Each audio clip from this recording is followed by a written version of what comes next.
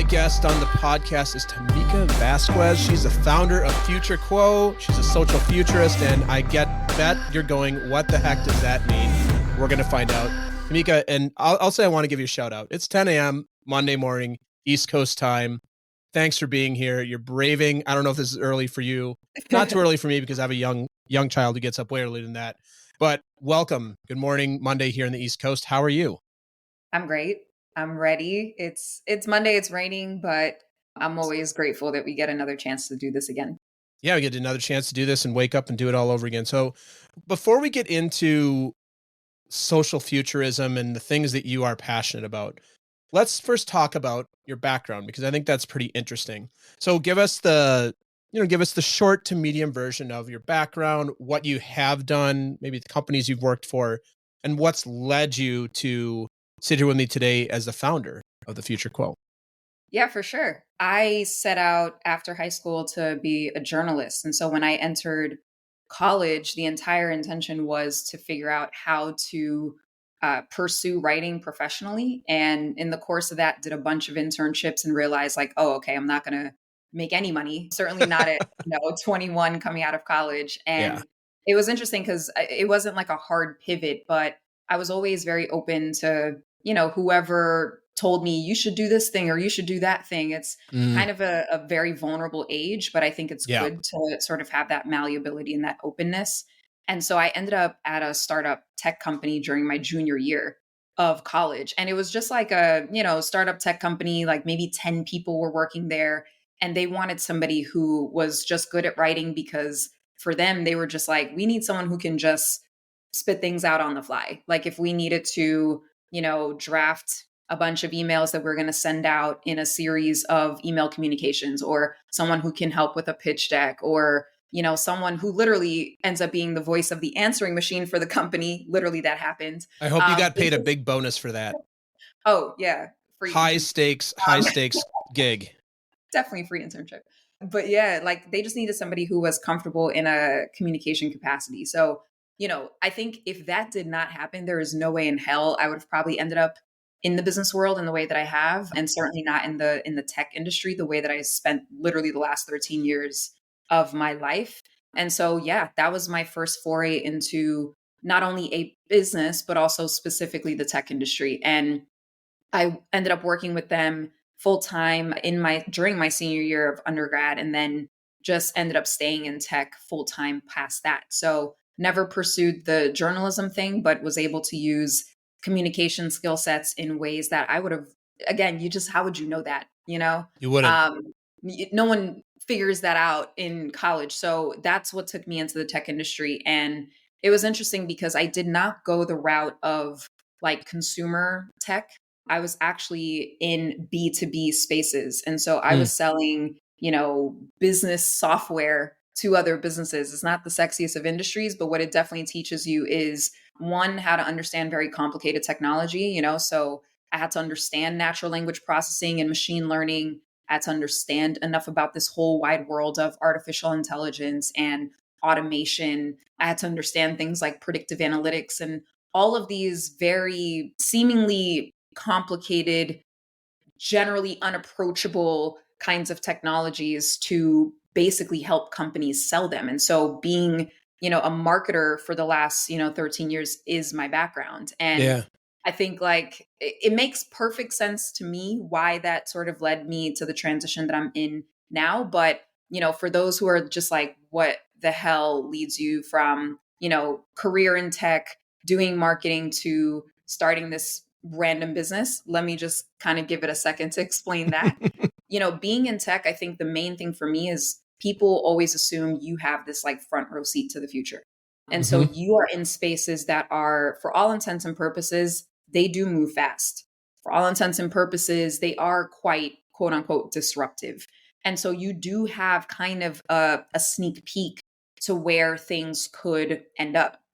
And, those things are not just in terms of industries and businesses that are looking to do things differently, but it's also societally, you really have a sense of like, okay, if this were to really become the status quo, what effect is that going to have on society? And like, you understand it more than most people because you have to basically help sell the thing. And so I think for me, over the course of the last decade plus, like working for a lot of different startup tech companies, working for also multinational enterprises. My last full-time job I was the head of marketing for Sidewalk Labs, which was a subsidiary, now is a subsidiary at Google that focuses on urban innovation and the future of cities and things like that. So like I was so entrenched into this conversation around technology and the possibilities of technology. And so again, people see you being in tech as sort of having a front row seat to the future. With that, it's like there was something that I don't know. It wasn't because of the specific companies I was at. It wasn't because of my colleagues. It was literally just me, I think, coming of age, coming into my 30s, learning more things about myself and hardening sort of my perspective on the world. And when I say hardening, I mean just being a bit more informed, right? Mm-hmm. Not being stubborn, but just being a Yeah. bit more informed and like being able to understand things not only through the lens of like looking at it from the outside, but planting myself in the world as a citizen of the world and trying to feel like what is actually happening around me. And I think in the transition, for me coming into my 30s and sort of learning more about the world, traveling more of the world, being in this business environment, being in tech, I was just like, I got to slow down and like something needs to start making sense about why Mm-hmm. we are creating the things we're creating or why we are seeking to quote unquote disrupt. Why do we want to be disruptive? Why are we using this type of language? What is it that we are actually trying to create? And I couldn't answer that question. And I started talking to a lot of people trying to find little bits of being able to answer that question. Like, what are we working towards? What is all this for? And I think for me, it was just like a wake up call where I was just like, we're actually not able to answer this question. I want us to answer that question. Mm-hmm. I want us to understand what it is that we're designing for, what it is that we're building towards, why that matters to us, and how all the things that we are doing incrementally could lead up to that reality, that proverbial future, right? Being our life. And I think for me, that was important to be able to answer. And it was important to support people who are also seeking to answer that similar question with just new ways of thinking and new methodologies and things that I had to adapt for myself. And I have a rule of thumb in life, like if I don't give advice that I don't take for myself, right? So like as I started the Future Quo last summer, and the entire premise was this is an advisory, this is a consultancy, this is an opportunity to open up conversations with people. And I'm not going to give anyone medicine I don't take.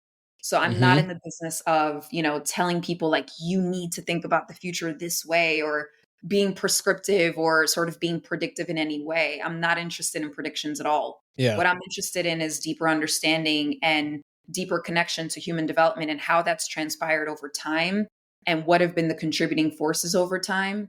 And for people who are in businesses, which are by and large where I still spend 99% of my time, for people who are still in the business world, just being able to feel a little bit more connected to what they're doing. Because my hope is that it ladders up into some larger thesis that you've thought about over time. And that cultivation of knowledge and that thoughtfulness will help you create things that have a bit more meaning in society. That's my hope. And so Yep. a lot of what the Future Quo is about is that, coming of age into understanding that the things that are happening in society are not totally accidental. They are by That's design. right. And those designs are sometimes unintended, and that's okay. But a lot of the times they're very purposefully designed. So I want to make sure that in the course of looking ahead and looking in the future, we're not just thinking like, oh, we're just going to slap more technology onto this thing and hope that it feels and looks different. But we're actually going to be a bit more integrated into the human experience and understand the things that we're bringing into that tools and technologies and ideas and creativity, art, all the things that we bring into this human experience will ladder up into something. And that thing needs to be the thing that we actually want, not the Mm-hmm. thing that we're subjected to. So Mm. hopefully that makes sense because that's literally just the transition out of being in this tech environment, moving fast for the sake of moving fast and breaking things, and being in a place of more intention, more thought, more purpose, and more meaning. That's my hope. Okay. I'm going to play devil's advocate. to a lot of Yeah. the things you just said, because I know that these are the conversations that you're going to have, or you talk about. I'm over here, I'm an investor, and I invest because I want 10x. And I hear all that and I go, that sounds amazing. And it also sounds expensive, and it sounds long term. I know this is something that you hear a lot. When I Yeah. say devil's advocate, I agree with you on all these things. Just more interested in, how do you see this being a balance in business, or do you see it being imbalanced? And are there any companies that you worked with that have been able to put this together? Because when you're talking about, hey, it's time to go get a bridge loan or raise our next round of funding because we're running out of money, our burn rate is too high. This is likely going to be a tough conversation to have, of like, tough conversation, and get it, like, survival vote versus future looking. How do you advise companies that you work with or have these conversations with founders? How do you balance all of that? It is like the most fascinating education I have received in a very long time. This is literally what I hear from everybody. And the question of, how do you balance this, or how on earth am I going to think about this like long-term future when I have to like run this business right now? My thing is like, I'm not telling you what to do, right? I'm Yeah. listening to what you said, and then I'm repeating it back to you. And Mm. based on what you said, it seems like you have a vested interest in actually developing a longer term point of view. A lot of startup founders that I've worked with in the last year, and I've been talking to in general, even before launching the Future Quo, just being in startup tech for so long, 99% of the time they're sitting there and they have a vision, they have a point of view about where this whole life experience thing can land, right? And a lot of the times they're very macro in their thinking, and over time they sort of become a bit more narrow for the purposes of actually thinking about viable business opportunities, Hmm. right? So like, they have that skill, they have that knack. I think it's a big part of why I'm attracted to people like that, right? So they tend to be very visionary, but they sort of bring it down to these very narrow spaces where they can actually develop business ideas. So whether that's in the space of, agriculture or climate, or, automation, or, more consumer tech, whatever it may be, there's a way that they've been able to distill. I'm interested in what's been your process of distilling. I'm also interested in, once you've distilled, how do you ladder that back outward, right? Because I'm listening to what they say. They say things like, there's a purpose behind this business. Sure. I see the future being like this. I care about these causes. I, want to form a team of people that are going to be energized and are going to be about this for, the near to long term. Like, they don't want people working at their companies, for example, that just look at this as a job, Right. right? Of course I've not. never met Yeah. a startup founder that's like, yeah, I can't wait to hire a bunch of people that are going to clock out at 5 o'clock. Yeah. Of course. That's not what they want. Yeah. So I'm not in the business of telling people like, oh, you need to be caring. I'm literally listening to what you're saying. And what you're saying is, you have an idea that you believe is going to be purposeful, is going to be forward looking, is going to create some level of impact in the world as we know it right now. You want to bring people into that who care enough about it to dedicate the next few years of their life potentially to helping you build this thing and launching it. You want them to bring their talent, you want them to bring their expertise, you want them to be in a space of basically cooperation, right? You want them to Hmm. feel like it's just as much as their company too. And then you want to bring this thing in the world in a way where this business could actually sustain. And it can sustain in the midst of an extreme amount of interconnected changes and a lot of sort of volatility that are outside of your control, right? That's what I'm hearing. So if I'm hearing all of that, all my brain tells me is that that means you want to think about the future more intentionally. All that means to me is that that means you actually want to develop a longer term point of view so that the work that you're bringing people into is not meant to just be a right now, this is just cool for right now sort of thing. You Yeah. want it to have a deeper meaning and a deeper purpose in other people's lives. You also want to make sure that you're not going to be subject to too much of the market volatilities that you literally do not control. You want to Yeah. you want to have a steady ship. The only way to remain steady in this life is to know who you are. And that's just a life principle. Because if I know who I am, it doesn't really matter what's happening around me. I can stay the course because I know the foundations that I'm standing on. And it's the same thing for organizations. When we bring people together in a space of business, right? Because we live in capitalism as the system that we've occupied for the past 500 years. If you live in that space and you are trying to develop something that's going to be steady, and you want something that's going to grow, and you want something that's not going to be, it's not going to face so much turmoil, then you have to know who you are. You have to understand the foundations that you stand on, right? Because it's a lot easier to respond to things when everybody's on the same page. When everybody is singing from the same hymn book, it's a lot easier to respond to things Yeah. because you're not spending all that time sitting there trying to get everybody on the same page. And, I can go on, but the point is, I'm listening to these things and I'm hearing all these startup founders say that. I'm hearing people who work for large companies who've been, at their company for 15 years. I've done a couple projects this year with people who've been at their companies 15, 16, 17 years. And they're sitting there and they're telling you like, yeah, I mean, we've been around for so long, we haven't really had to rock the boat here. Yeah, It right. would be interesting to look at what is that sort of next generation? How do we start to bring new ideas and how do we get that spirit of innovation back into this place? Because at this point, we're just shuffling papers around. These are Yeah. the things that I hear.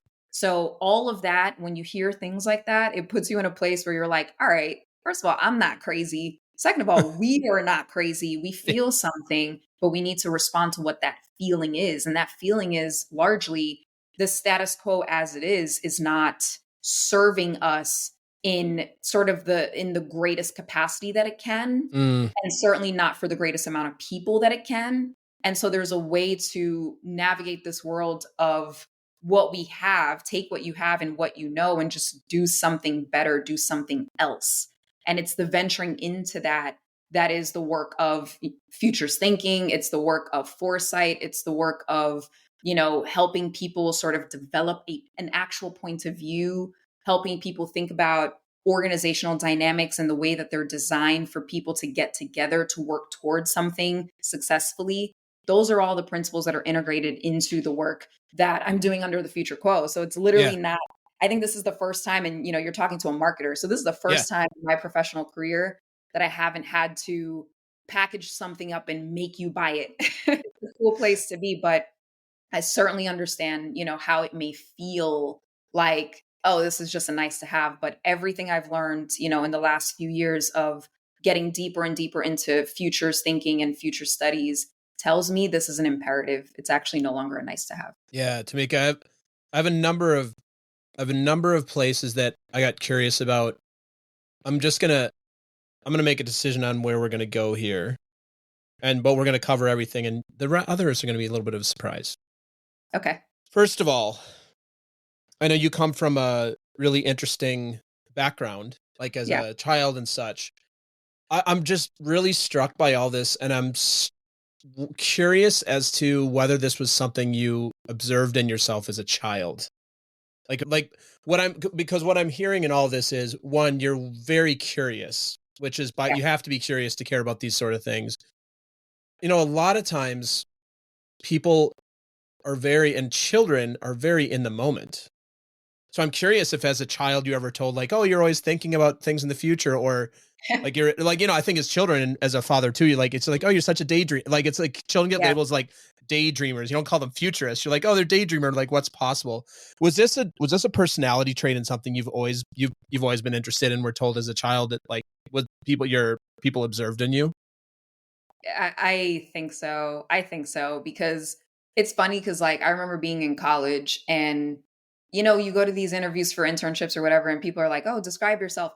I literally, and this is not even a joke, I literally used to describe myself as a daydreamer and a wanderer. And that is not how you're supposed to describe yourself, by the way. If you want to You're be like important, you're like, so we're gonna pay you to daydream. That sounds great.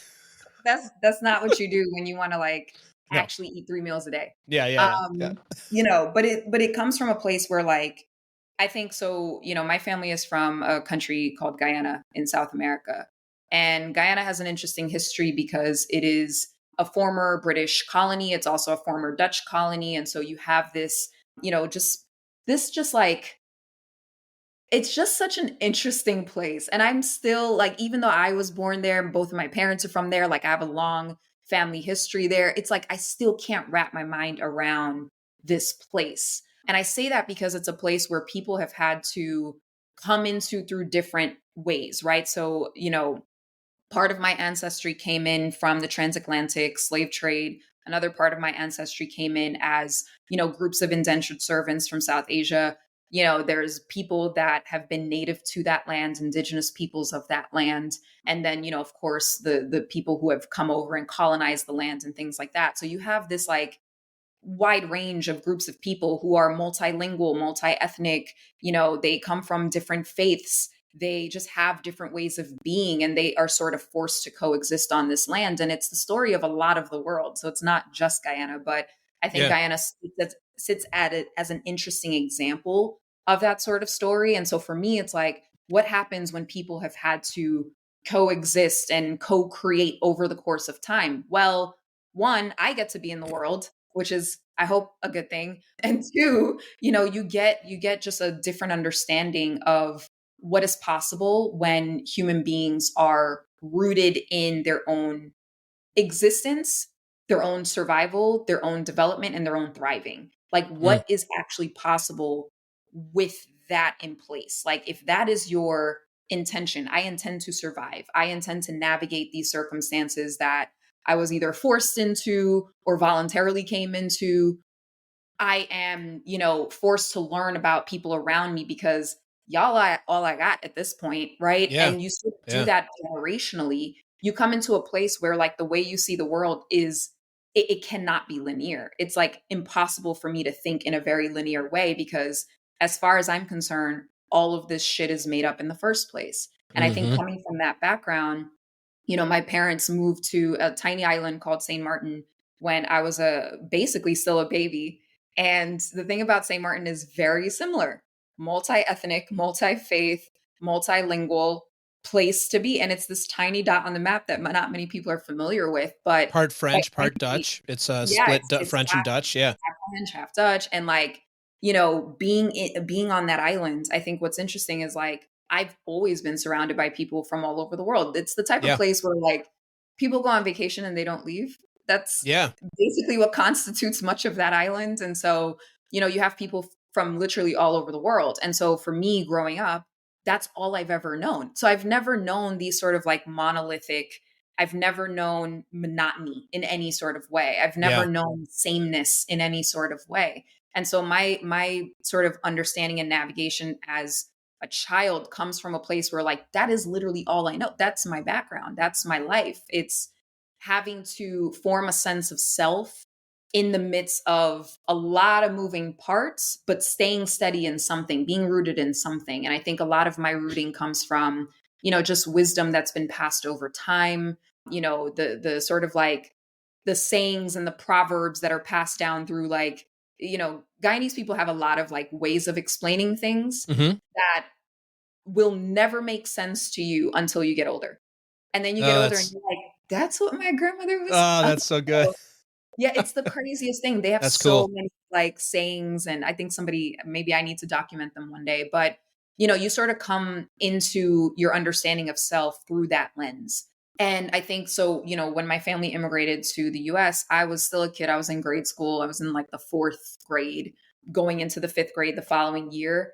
And, everybody already has their friends, everybody already has their cliques, everybody knows how to commute. And, I'm coming in, I had never even seen snow before, except on television. And so, like, you just learn how to adapt. You learn how to think on your feet.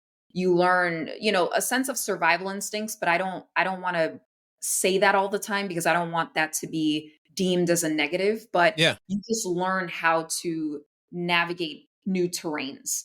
And I think that's just how I am. So I think, for me as a kid, it was like, I think I partially think, the way I was raised as well contributes to that because Mm-hmm. my parents were the type of parents where like, I mean, I don't know that my parents have ever really told me what to do, if that makes sense. I Yeah. think my Mm-hmm. parents have always been like, I would like for you to do this essentially. And then they Yeah. would tell you why. So like if my Yeah. mom wanted me to clean my room, she'd be like, I really want you to clean your room because cleanliness is next to godliness. Like, There you so go. my brain doesn't compute like, you got to clean your room because your mom said so. Yeah. To this day, my brain just does not conform to authority blindly. I don't know how to do that. So I think the way that I've always Interesting. like navigated life was through the lens of like, okay, well, Why? everything around me is different than me. Everything around me is changing. Everything around me is moving. I could flow. I could be in this flow. I could be in this rhythm, right? I could still be myself without losing myself in the midst of this flow and all of these moving parts. And then if I need to do things, it's because I understand them. Yeah. And if I need to, follow rules, it's because they come from a place of care and they come from a place of wanting the best for you. So, Mm, I think when you come into American society, like the US has a lot of good things going for itself in terms of just ideologies over time. yeah. But the US has also a lot of flaws in Yeah. some of those ideologies as well. So, like, an example is like individualism is an ideology that I think has a lot of strengths. This idea that you can individually decide who you want to be in this world. And you can go out there and you can find the resources and find the ways of making that person possible, right? Like Yeah. that's pretty cool. Very But cool. then within that, you also have this sense of, you flip that on its head and then you're like, well, what does that create? And Yeah. oftentimes it creates a container where you are not as willing to look up and look around. You're not as willing to Absolutely. question, sort of authority or, just ask questions in general. It doesn't even have to be of authority, but just ask questions in general. You're not as curious anymore. Yeah. And so for me, those transitions coming into a society like this, it's so dissonant that I don't know 24, 25 years later that I'm even able to do it even now. Where Yeah. it's so dissonant that I'm not sure I could be in a place of not being curious or not wondering where something came from. Like I'm the person like, I'll go across a bridge and I'm like, how the hell was a bridge like built? This is cool. Like Totally. that's just how my brain works. And so Yeah. in the course of trying to, wayfind and understand things and, be rooted in self and all of these things, like you find yourself in a place where you can accept things as they are, sure, but it doesn't come without questioning it first. Yeah. And in the course of that, what you learn then takes you into places where you're like, wow, I just would have never thought of it this way. And now I'm open to this way of thinking, even if it doesn't become like I haven't changed religions, Yeah. right? I still Right. only speak one language. Like there's certain things about me that haven't necessarily had to change or evolve, Sure. but now I can sort of understand a person who may not speak my language, or I could be in environments where nobody looks like me, or, I can enter into spaces that quite literally were not designed for my existence and I can still be okay. And like, it's that sort of like intangible, just weird concoction of characteristics that I think have gotten me to this point. But Yeah. to answer your question, yes, I think I've probably always been this way, but it's Yeah. not, I think, just me. I think it's environmental. I think it was Yeah. cultivated. And I'm super grateful for it for what it's worth. Yeah. Awesome. I'm gonna do a little ad-libbing of some of the questions I ask here because something came up for me and I'm curious. What is outside of your comfort zone? What's outside of my comfort Yeah, zone? because you just listed a whole lot of things that we know are going to be outside people's comfort zone. Being in spaces that they know they don't belong, Yeah. being genuinely curious. Like some of those things are the things people are really unwilling to do. So what's something that's outside of your comfort zone? I don't know. I don't know that many things are like, I mean, blind conformity is outside of my comfort zone. Yeah, which Because is again, very much inside of many people's comfort zone is tell me yeah, what to which do. is weird because I'm like, how Yeah. could you be comfortable with this? Like, Yeah, is there tell me what to do. That like please just tell me exactly what to do and I'll do it. yeah, Like I'm just so many like, people love that. yeah, I've noticed. They love that. You're speaking to somebody who has people hire them and they go, "Tell me what to do." And I go, "Well, that's not real." You probably worked with companies that are like, "So glad you're here as a consultant. Tell me exactly what to do." You're like, "No, no, no. Yeah, I think I think you maybe missed the overarching point here." I gotta listen first, like Yeah. sure, I can offer you some things, but I need to listen first. Blind conformity is something I'm deeply uncomfortable with. And again, I'm not like a rebellious contrarian type of person. Like Yeah. I'm chilling 90% of the time, but it's just Yeah. that I cannot handle this idea that we're just going to sit here and act like everything was not made up. Like, Yeah. Yeah. So there's that. I would say, I mean, not to make this like, harping on the whole tech thing, but Yeah. tech for tech's sake is deeply uncomfortable to me. Like Mm. tech for the sake of just more tech. Like, I have this thing that I always say where it's like the future cannot be just a slight iteration of the past with shinier shit. Like Can I you handle that. I don't want to name any companies here. We're not going to do that. We're not going to name any companies here. We don't want to cease and desist. Yes. But I am curious if there's like a general example of a tech, like, I mean, there's a million, I can think of 100 things right now too, but like, what's an example of just a space where you're like, there's just tech for the sake of tech? Like, it's not actually, if it's not even that useful, like, is there anything that comes to mind for you? I mean, there's a lot of stuff. I don't even want to like harp on because I feel like, so when I say tech for tech's sake, right? I feel like a lot of things are super cool. And I do Yeah. think things are worth exploring because they're cool.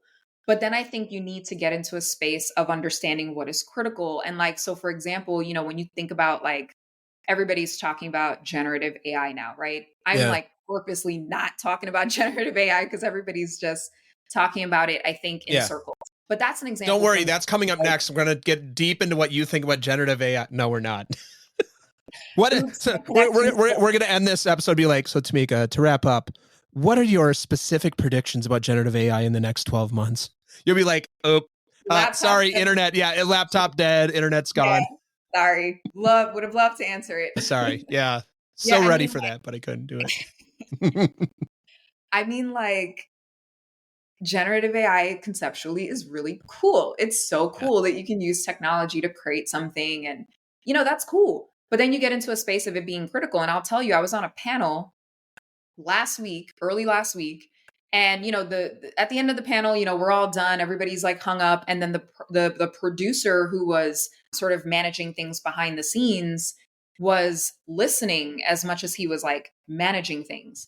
And he asked everybody on the panel, he was just like, I was an aspiring writer at one point, and he's like, a big part of why I didn't go down the path of becoming a TV writer, a comedy writer, like all these areas of interest that he had was largely because someone like was editing his stuff. Like he gave the example of like, someone was editing his stuff, and by the time it was done editing, it just didn't sound the same anymore. It wasn't as connected to what he meant to say. It didn't sound like him.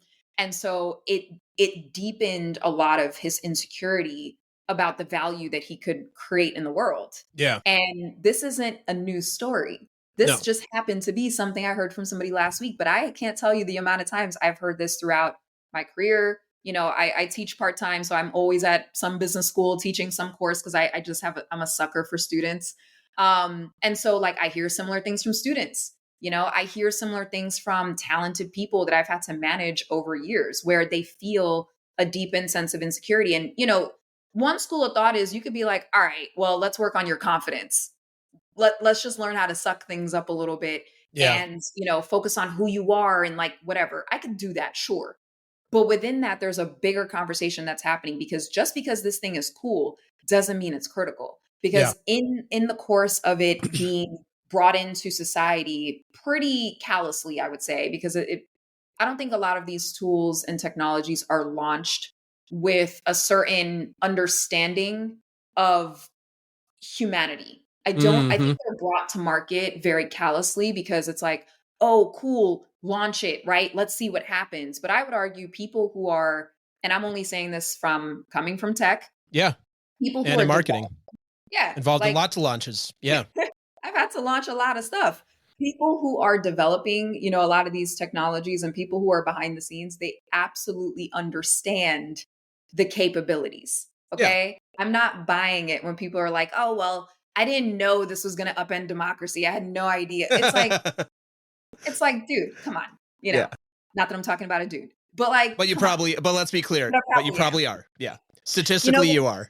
Yeah. It's just like, come on. Like, I want us to do better. I want us to be more thoughtful. Like, I think, understand anyone who works deep enough in the tech industry understands ethics more closely than probably most people. They understand morality and how fickle that is, and there's just a level of like, we can't be in this world, so going back to the example from the panel last week, the guy was basically saying, I didn't venture into this career path because of that deep-seated insecurity that my stuff wasn't good enough. And he's like, I can't imagine, he was probably maybe in his 40s or 50s. So he was saying, I can't imagine if I was coming of age now and I was interested in the same career path now, what the onset of all of these technologies would have done to my self-esteem. And Yeah. he wanted to know like our thoughts on it. And, I don't know that any of us were able to really fully answer it in the moment. So I actually ended up writing him a letter at the end of last week because it sat with me the entire week. And I just wanted to find a way of answering the question, that he had about, what do you tell a person, who's navigating this space, or what is the real potential of these technologies? And, I wanted to be able to answer those questions, but I also wanted him to just know, like, you are absolutely not alone.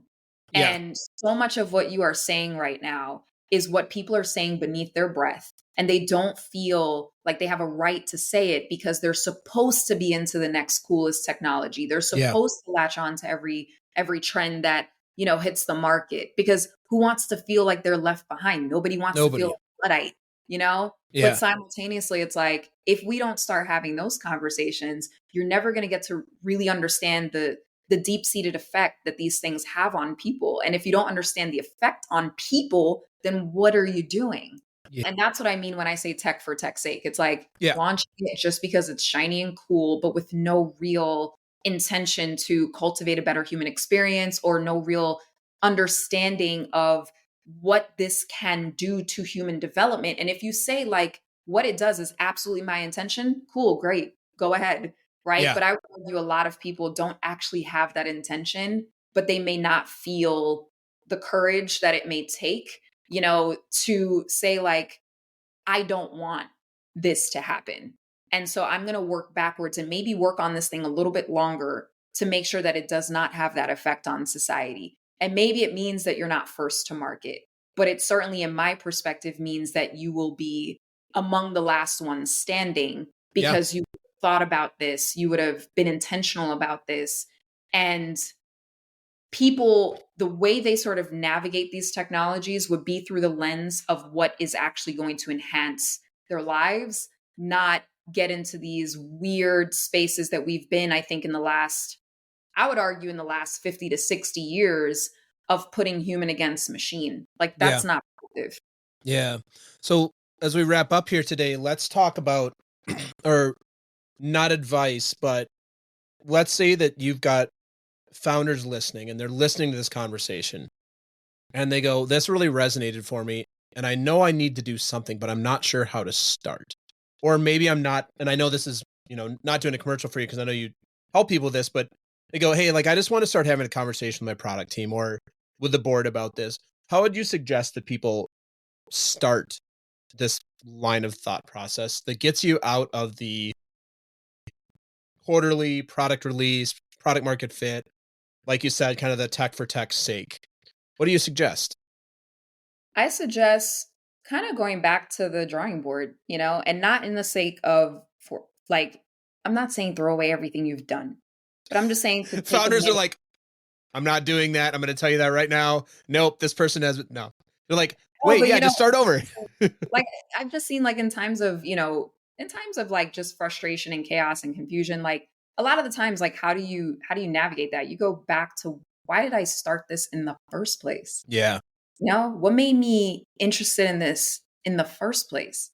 And just being able to start there and have that conversation and ask that question to yourself, the ways that I think you'll find so much deep encouragement and deep hope, you can use that to then take that next step, which is to then figure out what is your actual point of view.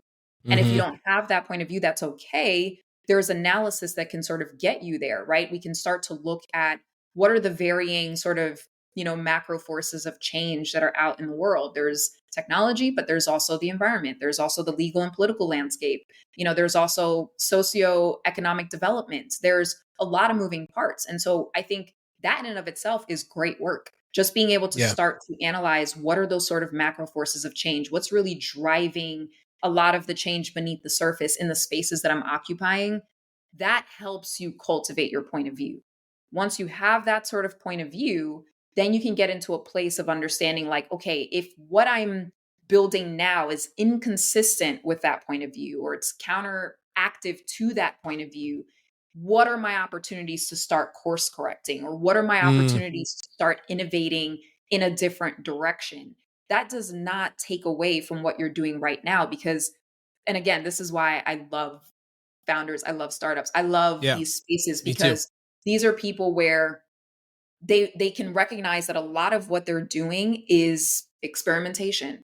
And a lot of what they're doing is for the purposes of learning something new. So once you learn something new, awesome. That creates opportunity. That opens up a wider road for you to travel on. That's a good thing. So that would be my first step is go back to the drawing board, try to figure out why did I start this thing in the first place? What have I learned since then? What have been the sort of, core truths that have emerged since then? What are the driving forces of change that I can start to analyze and wrap my mind around? And what do I do with that information now that I have a clearer point of view? Yeah, Right? That's the starting point. love So it. I won't go on past that just No. to sort of answer the question, but that really, really is the starting point. Well, yeah, and we were catching up before we pressed record. You have an interesting research project that you've been working on that you're about to Yeah. release. So let's talk about that and then we'll make sure this is available to all the listeners here. So let's talk about what do you have coming out here in the very near future? And by near future, I actually didn't know this or I didn't remember this. I think we had a previous conversation, but you have a report coming out, I believe, tomorrow or maybe even today. So like let's talk about what that is and where people can find it. Yeah, for sure. I'm very, very excited about this report. It's something I've been working on for 5 months now, just about a little bit longer if you really add up all the conversations I've had. But Yeah. basically, I conducted a study of people who are at the helm of leadership at a variety of companies. So, people who are at startups, people who are also at much larger companies. And I take them through a series of 15 open ended questions and some kind of like associative behavioral exercises. Mhm. And the whole notion behind it was like, I wanted to understand like how people contemplate and conceptualize the future. Like, how do they navigate this very nebulous concept of the future? And so a lot of the questions were basically meant to just get them talking about a variety of things, whether it's their work, whether it's their personal lives, whether it's their perspectives on, society, whether like literally anything. The questions were sort of purposely all over the place. And then from that, I sort of just analyzed some of the patterns that I saw across the board and some of the tensions that I was also seeing, between different clusters of conversations that had been had. And this is with, just for you guys to understand, like this is 25 interviews. These are all business leaders, ages, I would say 35 to 55. They're living in cities across the US, the UK. I interview people in Ghana, India. These are people who are working in marketing, sales, HR, product. They're in agriculture, they're in consulting, retail, finance. Like it is like such a broad representative set. And so the research was really meant to understand how they navigate the future. Mm. The report is basically the reveal of some of the findings that came from this study, Yeah. in addition to some of the concepts of what I think is really going to help to unlock futures thinking in this business community. And it's, I call the report incubation. And when you guys hopefully download the report, you'll see Yeah. why. But a lot of it is also me sort of, I've done a lot of work over the past year, but I'm sort of doing what I tell people to do. I'm coming back to the drawing board. Why did I start this in the first place? And I'm using this as an opportunity to sort of incubate a new series of whether it's, products, services, ideas that I can sort of bring to market to better support this emerging community of leaders. Last question for you here, I think. I always say that and then I end up with like 25 more questions, but I think this might be it. Regarding the report, without spoiling too much, was there anything surprising in this report? Or is anything surprising in your findings? Oh my God, there were a lot of surprises. Give us a I'll, I'll little say, 2 minute teaser. Yeah, get the one. I think the most surprising thing for me was, so the final question that I asked everyone I interviewed was, I asked them to close their eyes and I asked them to imagine an impossible and fantastical future. Mm. And they were supposed to just like sit with that for a few seconds. And then they opened their eyes and I told them to just give me that stream of consciousness, what came to mind. I thought I was going to be getting like poetry. And I mean, in some cases, kind of poetic, but like literally people said things like, we have enough food to go around. People are healed and they will no longer inflict pain on each other. There's clean, fresh air. Like the things that people were saying were Wow. so simplistic in nature that I was Yeah. almost like in tears because I was like, guys, how is this our impossible future? So that is by Yeah. far, and I Wow. have a collage actually of all the responses to that question Yeah. in the report so people can see it. But by far the most like just like moment of me feeling like astounded by like I really thought I was going to get a different kind of answer. Amazing. That's so cool. Well, congratulations Thank you. on everything you've done, what you're going to do. We will put a link in the show notes to the report, to all the other ways people can reach out, get in touch with you. Really appreciate you being on. Glad we made this happen. For Keep doing sure. what you're doing. I know it makes such a difference in the world, and it's a different conversation that I know that I have with most people, and I think most people are having. So I always like new perspectives, new point of views, and yeah, just thanks for doing good in the world. Really appreciate For having you sure. on, Thank you, Tameka. Jason. Thank I you. appreciate the time. Take care. Bye. Thanks for listening to another episode of Talking to Cool People with Jason Frizzell. If you enjoyed today's episode, please tell your friends. Follow us on Instagram and Facebook, and give us a shout out, or take a moment to leave a review on iTunes. If something from today's episode piqued your interest and you'd like to connect, email us at podcast@jasonfrizzell.com. We love hearing from our listeners because you're cool people too.